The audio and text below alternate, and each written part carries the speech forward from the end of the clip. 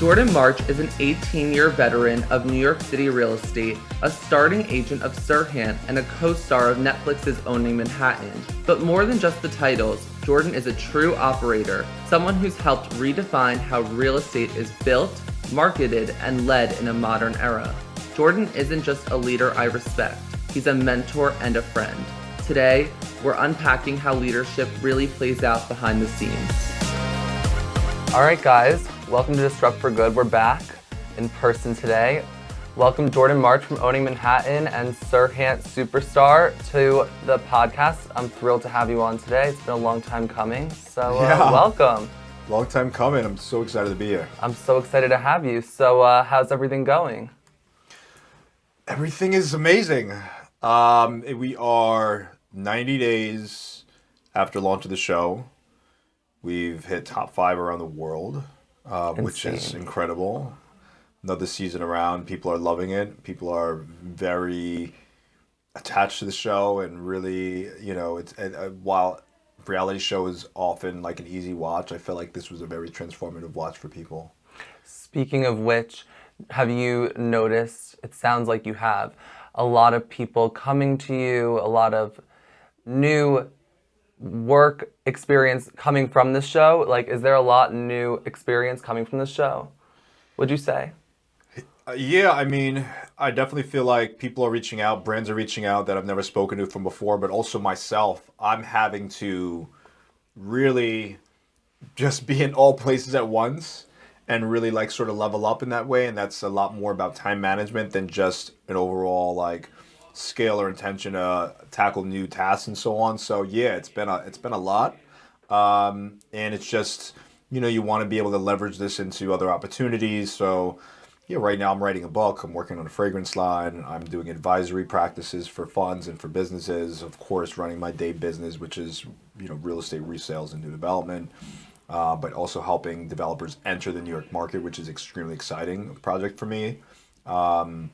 And yeah, we're just, doing all types of stuff. Brand agency, like you name it. Wow, you really are juggling it all. I've never really heard that you were doing all this stuff. So for me, sitting here right now, when I work with you all the time, hearing this, it's so exciting. All this new ventures and all the new things that you're doing, I'm very exciting. I'm very excited to see all the new things that you're doing. So amazing. I want to start off our conversation from the very beginning. In the show, you talked about, a little bit more so this season, how you were one of the first agents here at SERHANT.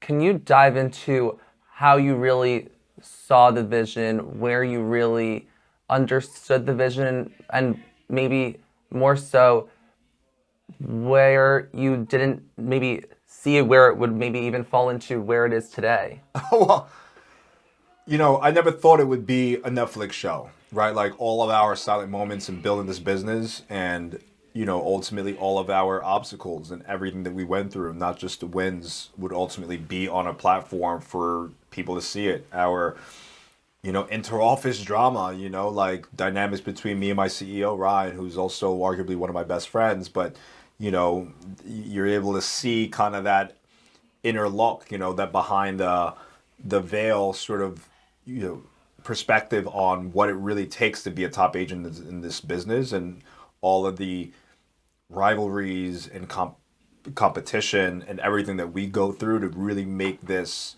a success for ourselves, right? And showing that, I think, has been really, really interesting. But yeah, I just, getting with Ryan, I mean, you think anything is possible, but you never thought this would be the first big thing. And, the office started up in 2020, and in about a year, we were talking about TV shows. So I didn't expect it at all. But he is a man of many tricks, of many surprises, and, you just have to buckle up for the ride. I mean, that's the only way I can say it, because every day is different, and you just have to level up every time that you step up. Mm-hmm. Yeah, for sure. Very interesting.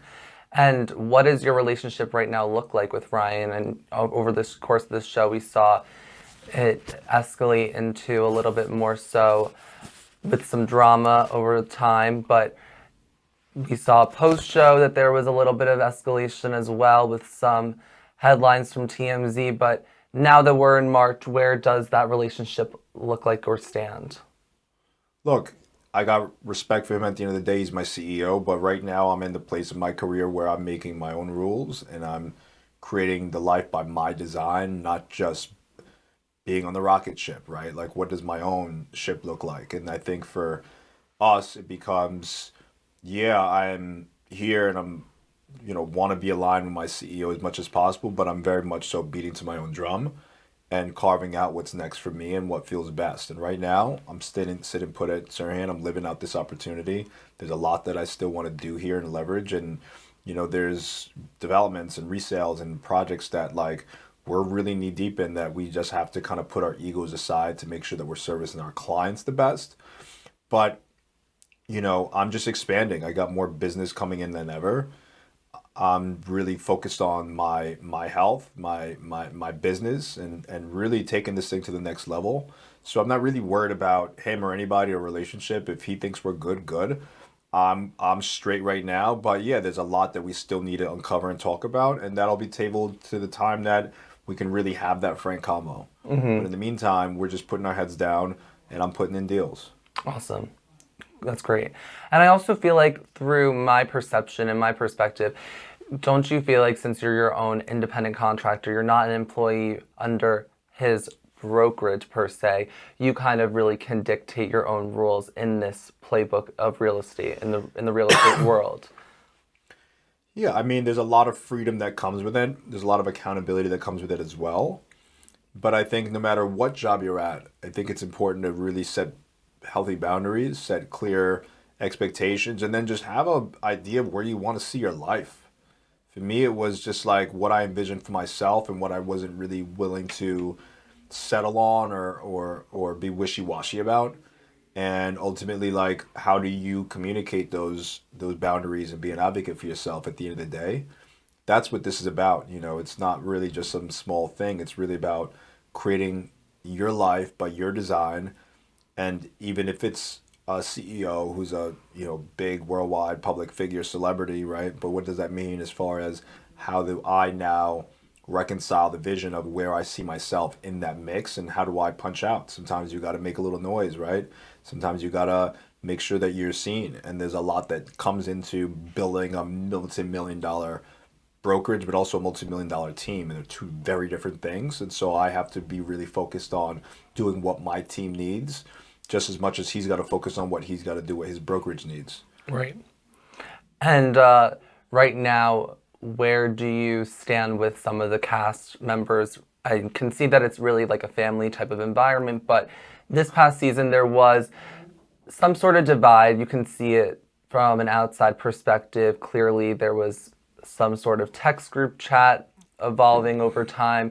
You can see that you have a great relationship with Jade and Niall and Genesis, but right now, where does that relationship stand with some of the other cast members as well? Because sometimes others can sometimes downgrade or belittle some of the work that you've done over the course of time. I saw that over the show, which my work is cemented. It's there. It speaks for itself. I'm going on 18 years in this business, so I have more time in the business than any other agent here. I've mentored more agents and I've done more marquee deals than any agent there. So I don't say it in a competition, but I don't really feel like I'm in competition with anyone.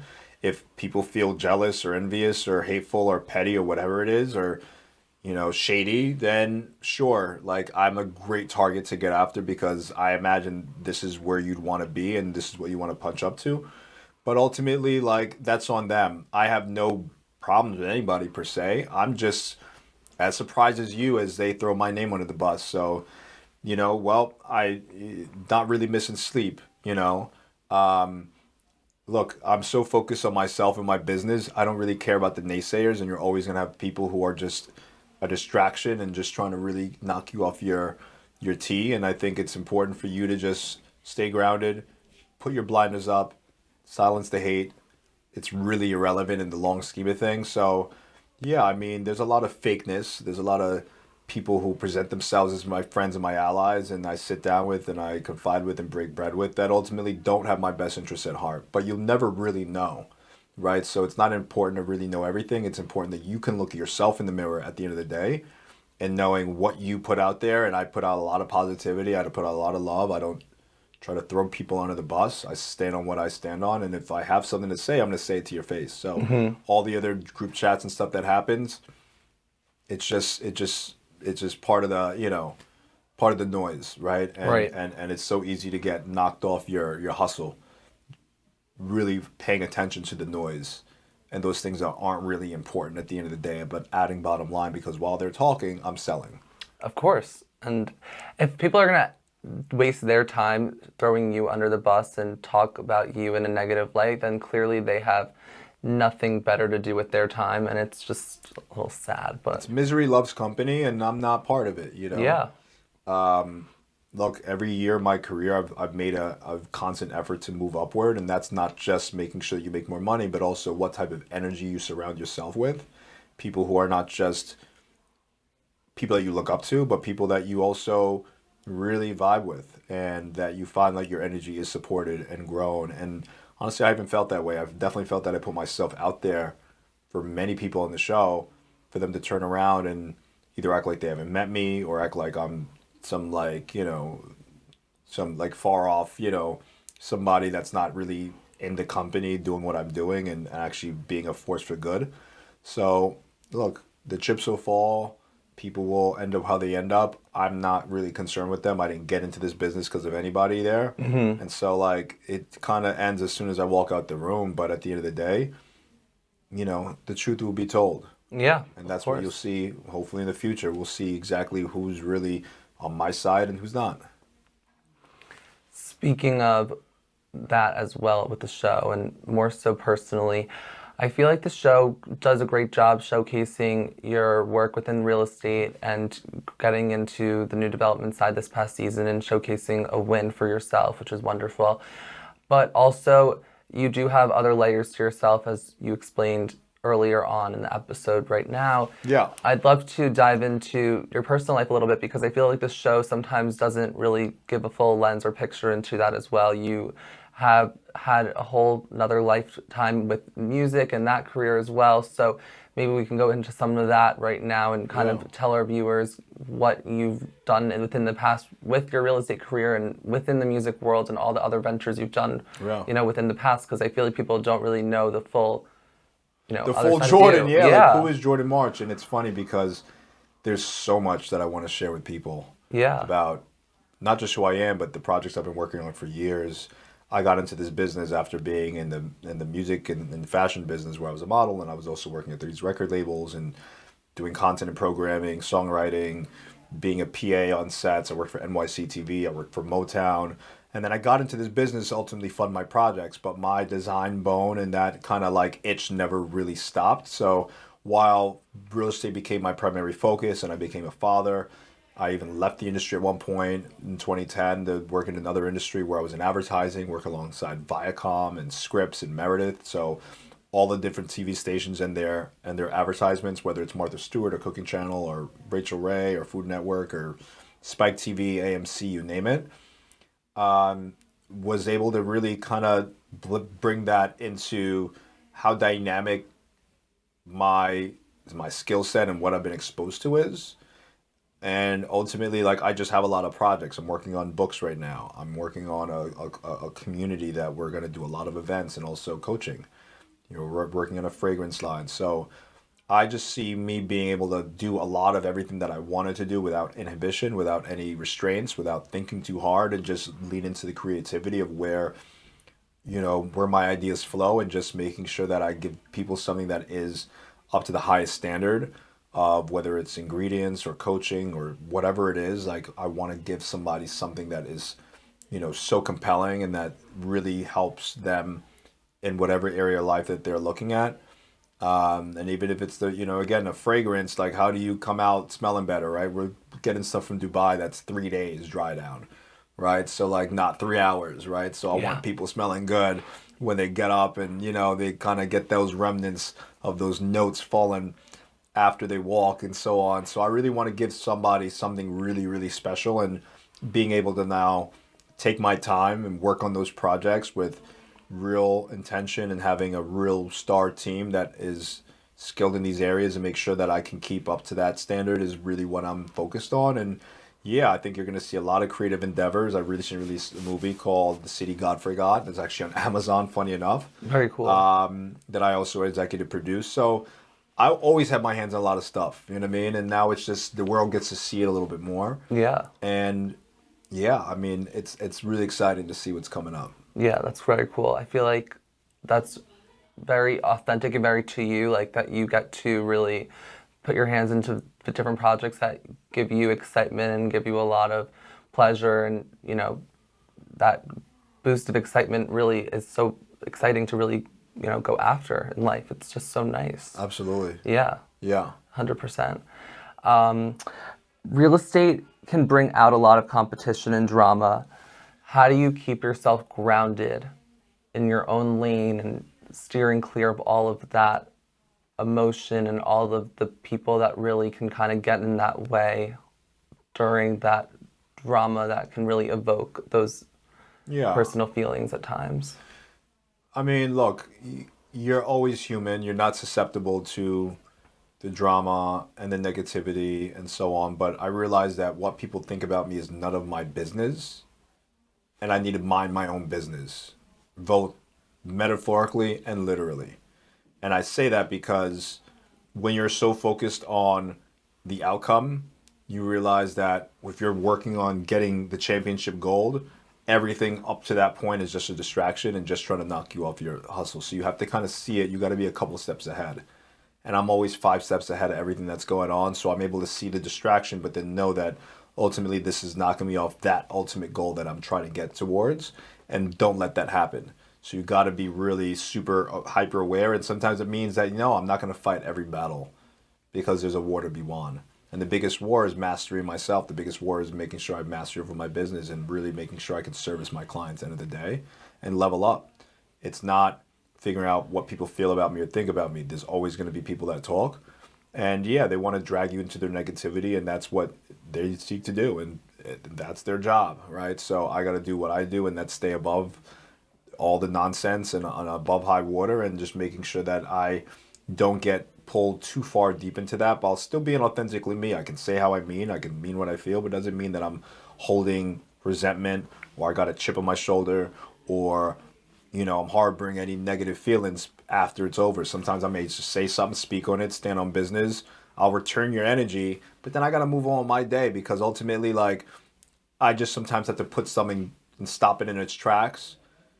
But that doesn't mean that I can't pivot and reposition myself and have a successful day. I don't believe in bad days. Maybe you have a bad moment, but don't let anything let you have a bad day.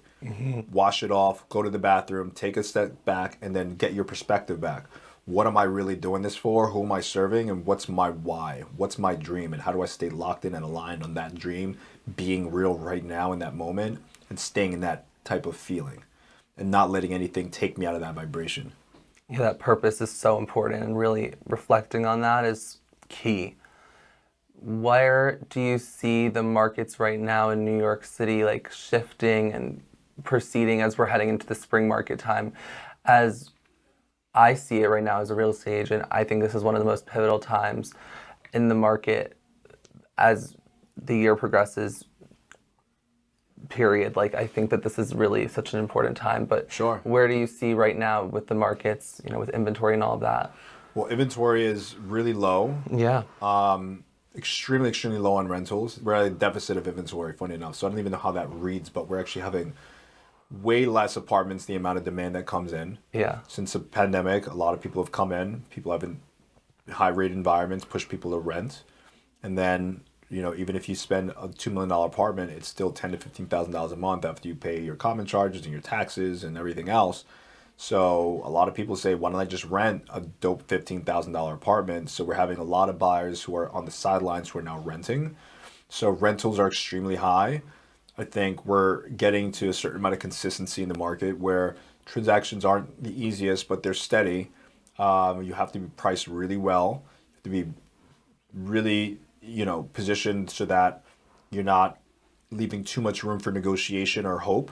So knowing exactly where's my leverage, how do I put my property out there for the best people to see it, but then ultimately, how do I price it so that the market is excited about what I'm doing and I'm capturing their attention? That's the most important thing. People are way more, skittish more than ever. People are way more attuned to renovations, small things. People don't even want to do a paint job anymore when before they'd be okay with a fixer-upper. And now we're also finding that stylistically things are changing, renovations changing. So the stuff that was hot in 2008, 9, 10, even if it was for the hottest building in the city, now those renovations can look dated. So people are really keen to how do they have the most pristine units more than ever, and that means every little nook and hit and a smudge on the floor and those little like imperfections really impact listings more than ever. Buyers are dealing with feeling like they are in a high rate environment, so that gives them a lot more leverage and flexibility. And ultimately, even if there is a better market where now there is more sellers in the market, the buyers are going to see, okay, well, I have more inventory, so your apartment still may sit on the market longer. So timing is really based on how you're going to play the market. But ultimately, right now, I would say it's probably a little bit more into a buyer's market. But again, depending on the neighborhood, because I'm doing searches for people out in Tribeca and Soho right now, and because there's no inventory, multiple offers will come in. So New York is always going to remain very hyper local, which means the hot blocks and the hot inventory will always get a certain amount of people and a waiting list outside the door, and those will always be in demand, right? And now you're thinking views, you're thinking elevation, you're thinking light, but also you're looking at the new development product that's entering the market, right? 80 Clarkson, hottest building that's never been posted online because it's the last of the waterfront, right? And these are the things that people really want because that's the premiums that people are dying to have. And our sensibilities have shifted since the pandemic, right? We're having a call for more wellness spaces, more co-working spaces, right? Views, light, having a very serene home is just as important because people spend more time at home, having a home office. So layouts are different now, but also the amenitized buildings are coming a little bit more into the forefront. Whereas if they were seen as a secondary use, now we're seeing that those get a lot of use. And developers are saying, I can't build enough co-working spaces because they're just being so often trafficked in each building. So people are paying a premium for the right renovation, the right product, the right blocks, and then all the other stuff sometimes gets hit in the market. Yeah, and people want what they can't have, like the new developments that are out there right now that are barely hitting the market because people are lining up around the corner for them. People will pay a premium for those places because they can't get their hands on those units. Yeah.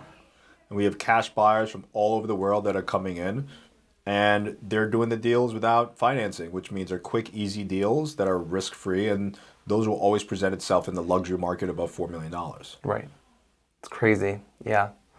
I'm really excited and also really ready to see what goes on for this upcoming spring because it's been an interesting market. It's been a very interesting yeah. winter so far. So we'll see what goes on for all the different transactions that are out there. Absolutely. Yeah. Do you think brokerages will look different, completely different, in the next 10 years from now? You were saying that visibility is very important from a transaction standpoint, which I completely agree with. And that's something that we are very in touch with here at SERHANT. But do you think that within the brokerage landscape, it's going to look very different in the next 10 years?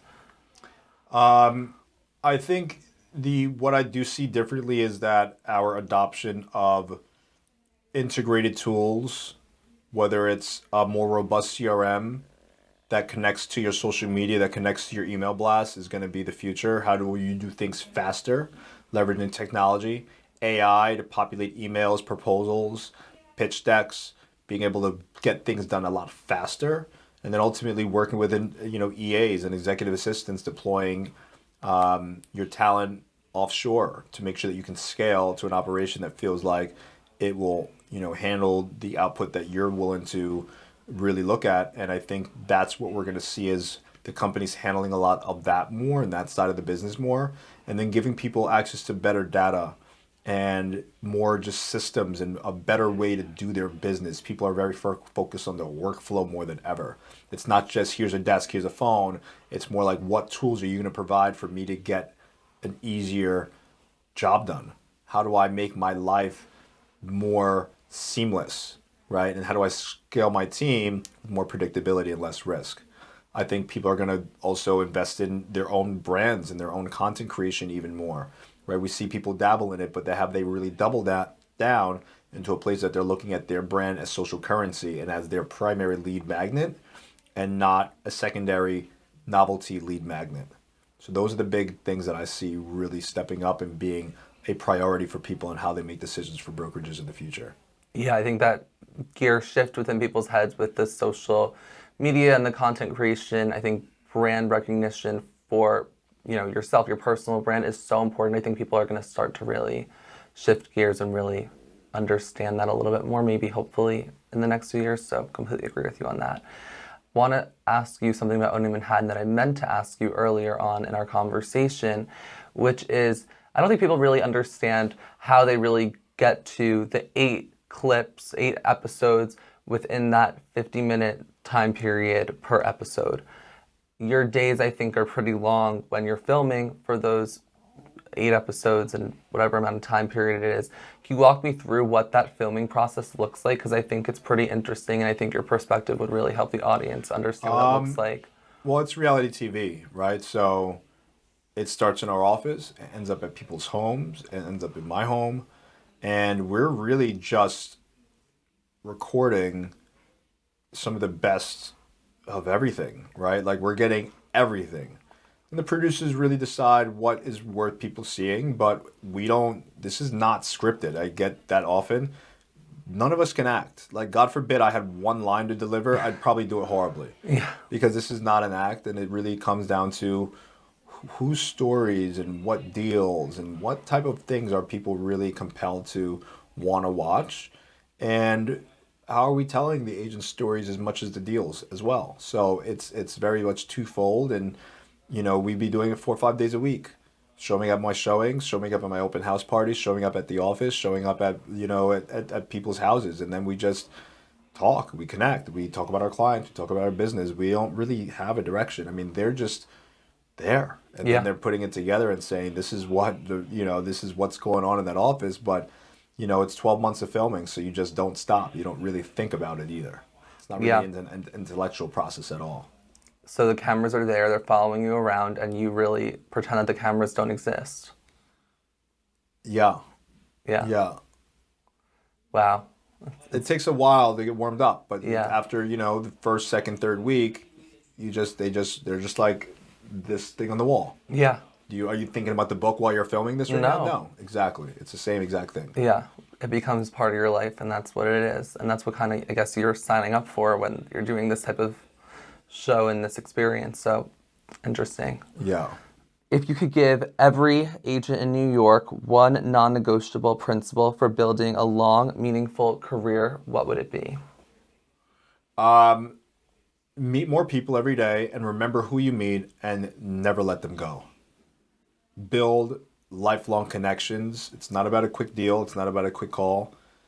You could actually do less of it if you really build the right connections, and that means be of service to people, gift your friends, throw events, be at events, do the interpersonal side as much as doing the social media, doing the email blasts, but get down to who am I dealing with and do they know me as much as I know them, or do we not, right? Like be able to really describe that relationship based on how often you're talking to somebody and the frequency, right? And then also the depth of the conversation and how do you move that into a better place. So, that may mean, hey, we're doing small talk, but I haven't really gotten to understand who this person is on a deeper level. We need to create conversations and environments that we can foster that platform for honesty and communication. And, for anybody, it's just staying in track of everybody. How often do I meet people and get coffees and go, that's really a quality person that I'd love to create a network with, but I just haven't gotten to it. And then you just do that for a year and you're just like, I just haven't done it, just haven't done it, just haven't done it. You have to have a system that helps you really maximize what you're doing when you're out at these galas and these functions and these charity events and these balls or whatever you're doing. Now you're spending top dollar to make sure you're in a room with the 1%ers or high net worth people that you really want to go after. How are you now making sure that you're not just wasting your time, money? Yeah, I got a cocktail and it's but I put myself out there. I felt a little uncomfortable, but I said hello. I smiled at somebody. I rubbed shoulders. I complimented someone. I observed what was going on, right? And like those things will allow you to move your business forward, and always looking at how are you doing that each month. So I'm always hosting parties. always doing a newsletter, staying top of mind, but then reaching out to people. Happy birthdays go a long way. Happy holidays go a long way. Holidays, right now we're in spring. It's going to be St. Patty's Day. I know people don't expect St. Patty's Day gifts, but why not? Right? So figure out a better way to communicate with your client, gift your client, and really build deep relationships consistently. Not one for the month, but where are you out? How are you strategically looking at the right rooms to be in? The little thoughtful messages, the little thoughtful gifts, they really do go a long way. And that's really what sets you apart without being over the top. And also amongst the other 80,000, whatever amount of brokers there are within this city in New York City, I know that there's so many of us right now here in this one city, so you really have to think one step further to really set yourself apart, which I think is so important. So that message is really good. And everybody's got their own lane. We're all sort of competing, but we're all sort of not, because there will never be another me and there'll never be another you forever. Yeah. So find out what's special about you, crystallize that, and build your own lane. 'Cause then you'll never compete with anybody. Yeah. Jordan March is not competing with a soul. No. Not even Ryan Serhant. No, never. Never. You have your own way about you that is so different and so unique and special that it'll never be able to ever compete or be the way that anyone else or replicate the same way that anyone else is ever going to be. So Exactly. 100%. All right. Well, Jordan, thank you so much for coming on Disrupt for Good today. Disrupt for We're so Good. lucky So to proud have of you you. on today. Yeah. And we'll see you on the next one. All right. All right. Stay tuned. Stay tuned, guys.